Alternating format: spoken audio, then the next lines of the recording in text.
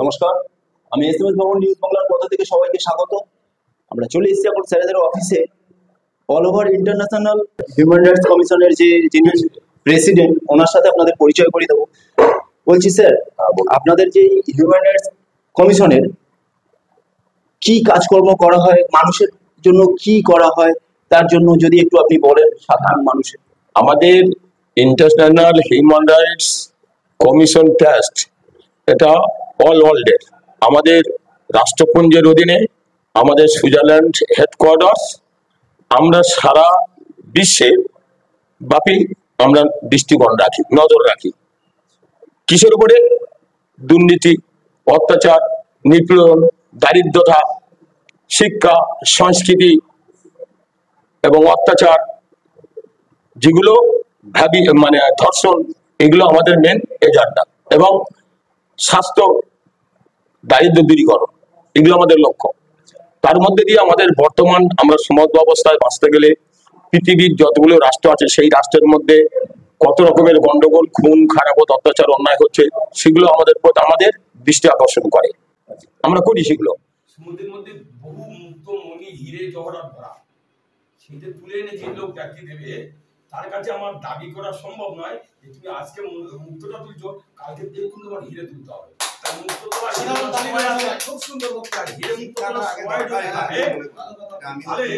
আমি যে মানবাধিকার কর্মী হয়ে আমার ক্রেডেনশিয়াল কি, আমার সার্টিফিকেট কি, আমি যে দাবিটা করবো আমার সার্টিফিকেট থাকা দরকার।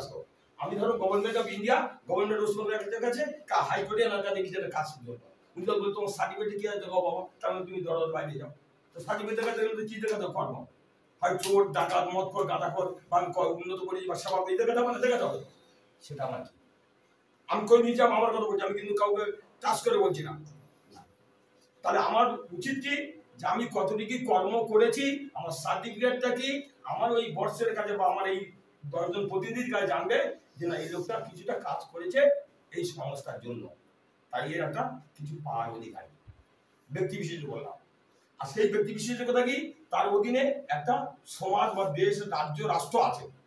ধরুন আমাদের সারা ভারতবর্ষ প্রেসিডেন্ট, সেক্রেটারি আপনারা আছে, আপনারা রাজ্য আছে, ব্লক স্তর আছে, তার দারিদ্রতা আছে। সেই দারিদ্রতাগুলো মানুষের সঙ্গে যদি আমার নিবিড় সম্পর্ক না রাখতে পারি, তাদের যদি পাশে না দিতে পারি, আমরা যদি টাকার কথা বলছি না, মেম্বারশিপ না বাড়াতে পারি, একে অন্যের সম্পর্ক বন্ধন রাখতে পারি, একে অন্যের প্রতি হিংসা করি, প্রতারণা করি, ক্লিকবাজি করি, তাহলে আমাদের সংগঠন কি থাকবে? থাকবে না। আর এই সংগঠন নিয়ে এটা বললাম, তাহলে আমাদের যে বস আছে তার কাছে আমাদের সবসময় মত বিনিয়োগ করতে হবে।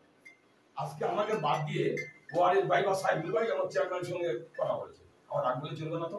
আর তার ব্যবহার থাকতে পারে, সে কিছু জানার অধিকার তার কাছে আছে, তো সে ভালো মন্দ তাকে বোঝাবে বা ভালোটা করতে পারে বা নিউজটা করতে পারে। আমি রাগ করবো না, রাগের কোনো প্রশ্ন নেই।